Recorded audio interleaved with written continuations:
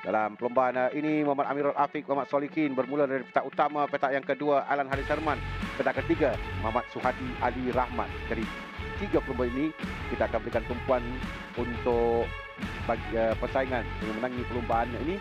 Lepas tamat 2 pusingan perlombaan, Muhammad Amirul Afiq, Muhammad Solihin yang berada di depan dengan mengumpul 38 mata, diikuti Amir Ashraf tempat yang kedua dengan 34 mata.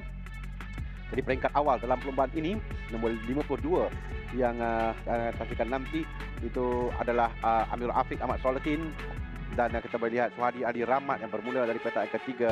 Dia memberikan tentangan di hadapan. Ini adalah untuk cuba memenangi perlombaan, tapi kita boleh nampak jarak yang tinggalkan agak jauh.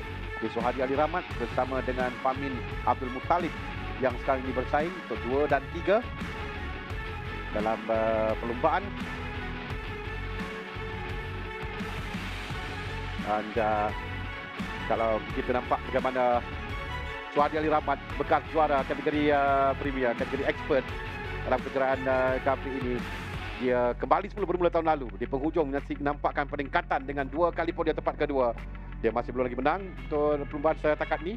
Dan dalam perlombaan ini juga diberikan walaupun belum memberikan saingan, tetapi nampak memang Amirul Afiq, Ahmad Solihin dia berada jauh di depan. Oh, itu catering breaking yang dilakukan tadi oleh Suhadi Ali Rahmat, dan dia kehilangan tempat yang kedua seketika dan dirampas oleh Famin Abdul Muttalib. Tapi Suhadi Ali Rahmat berjaya merampas kembali kedudukan yang tempat keduanya, tempat bersaing bersebelahan dan hebat, menggunakan pengalaman yang ada pada Suhadi untuk dia berjaya menaiki tempat yang kedua.